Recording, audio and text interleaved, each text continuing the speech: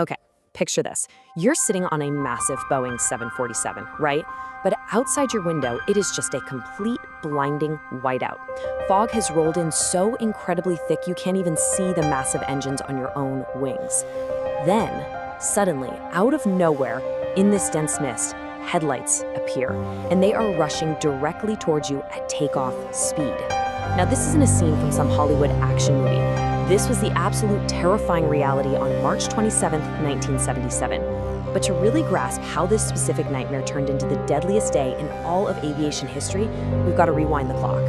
We need to look at the completely unbelievable chain reaction that put these two massive planes on a direct collision course. So you gotta wonder, how does something like this even happen? How do a bunch of completely unrelated, almost tiny anomalies, like a delayed refueling, a missed runway exit, a random burst of radio static, how do they snowball into such unimaginable tragedy? See, it wasn't one huge catastrophic mechanical failure that doomed these flights.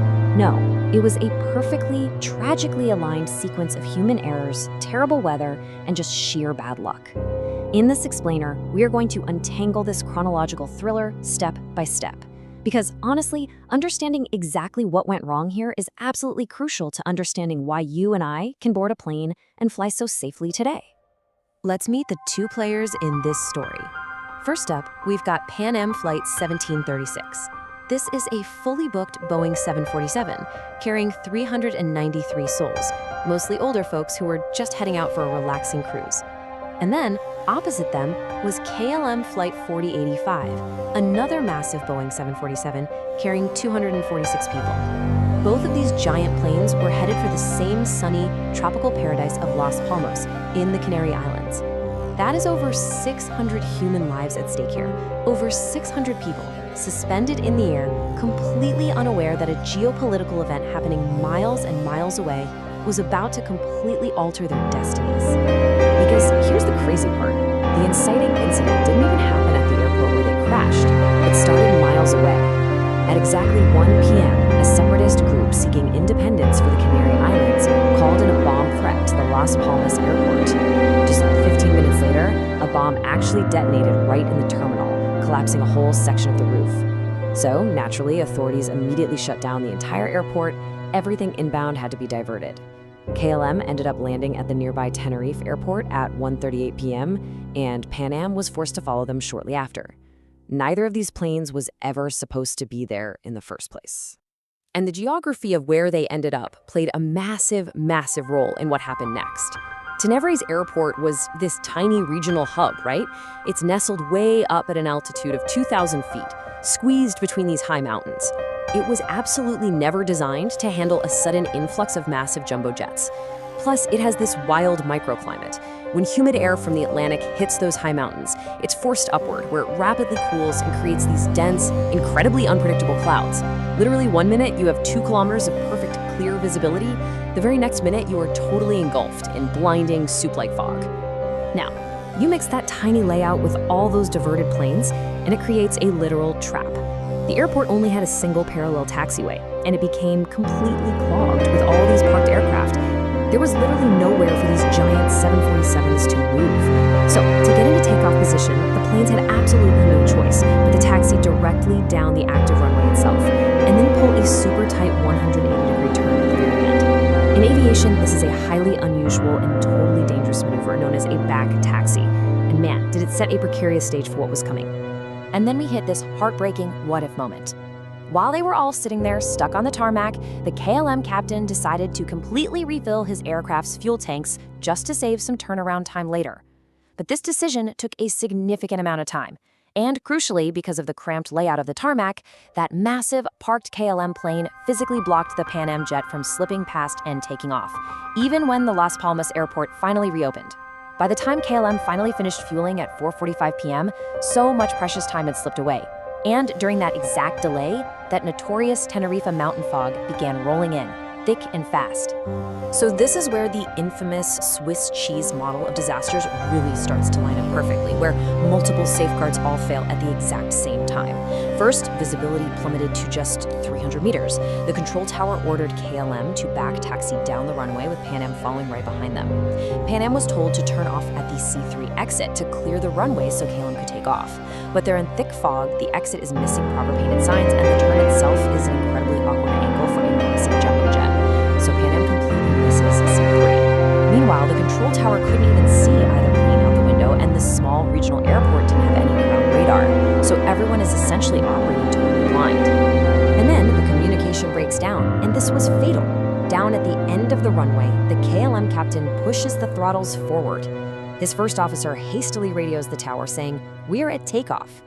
Or maybe it was, "We are taking off." The exact phrasing was super ambiguous.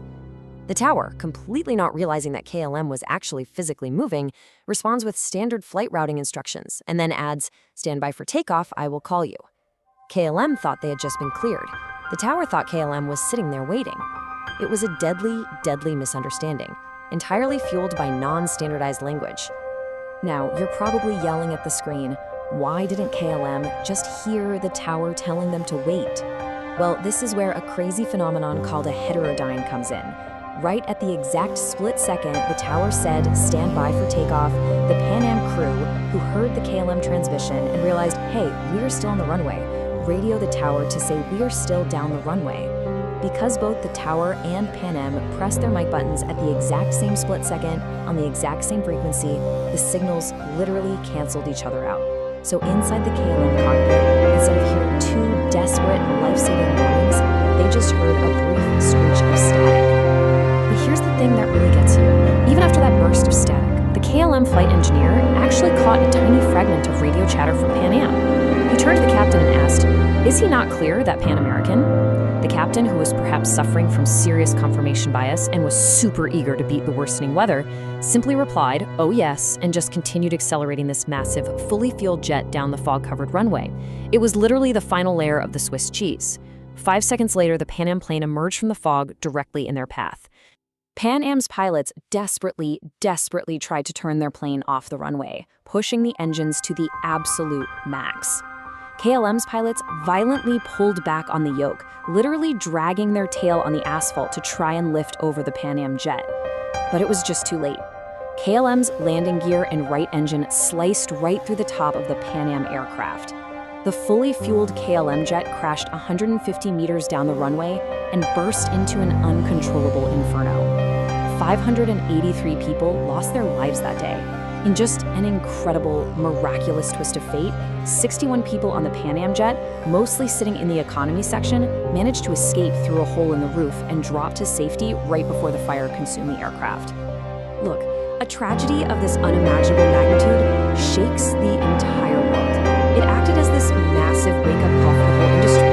Authorities finally realized that human error needed systemic, foolproof safeguards, so aviation phrasing was strictly standardized globally. You absolutely cannot say the words "take off" anymore unless you are reading back a direct, explicit clearance. Ground radar made totally mandatory at all commercial airports. Physical holding points and bright, clear visual indicators were standardized everywhere. And eventually, they even built a brand new airport in the southern, totally fog-free part of Tenerife. The incredible safety of the flight you took on your very last vacation, it is directly built on the lessons learned from this disaster. Which brings us to a pretty massive question. We've replaced all that ambiguous language with strict, unbreakable protocols, right? And we've added advanced radar and AI systems to back up human vision. But as long as actual human beings are the ones sitting in those seats, making split-second decisions under immense pressure, can we ever truly 100% close every single hole in that Swiss cheese model? It is a fascinating and frankly, a pretty sobering question about the delicate balance between human judgment and systemic design. Anyway, thanks for joining me on this explainer. Until next time, stay curious and keep seeking to understand the hidden systems that shape our world.